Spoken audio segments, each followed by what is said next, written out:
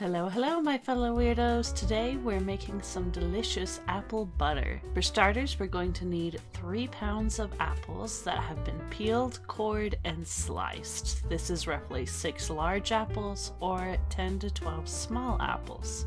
For this I used Honeycrisp apples, but feel free to use whatever you want. Once we have them ready to go, we're just going to pour them into a crock pot. Then we're going to pour in 1 cup of apple juice, 1/4 cup of sugar if you prefer it more sweet. If not, you can go ahead and skip it. 1/4 teaspoon of nutmeg, 1/2 teaspoon of ground cinnamon, 1/2 teaspoon of salt, 1 teaspoon of lemon juice, and 1/2 teaspoon of vanilla extract. Unless you're using doTERRA Madagascar vanilla essential oil like I am, then don't put it in just yet. Once these guys are in, we're going to cook it with the lid on for 10 hours on the low setting. If you want, you can definitely have this step happen overnight.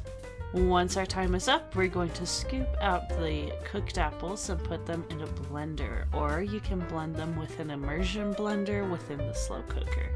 Once it's blended together, we're going to cook on low again for 2 hours with the lid slightly ajar to let the steam out. Now we're going to check its doneness by scooping a spoonful onto a plate. Wait for just a minute or two to see if a ring of liquid appears around it. If you get some liquid, continue cooking in the slow cooker, checking on it every 10 minutes and more frequently as it gets thicker.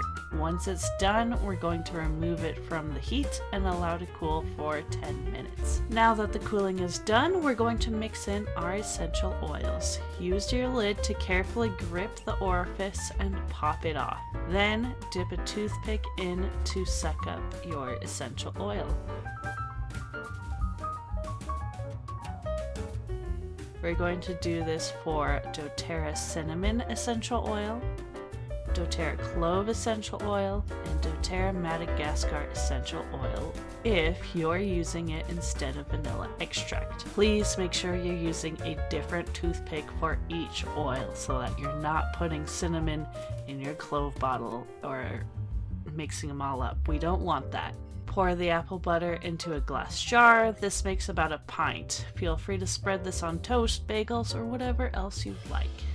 Thank you so much for watching. If you enjoyed the video, feel free to like, comment, and subscribe. I make new videos every week, and you don't want to miss out. I'll see you in the next video, but in the meantime, keep being your awesomely weird selves. Bye!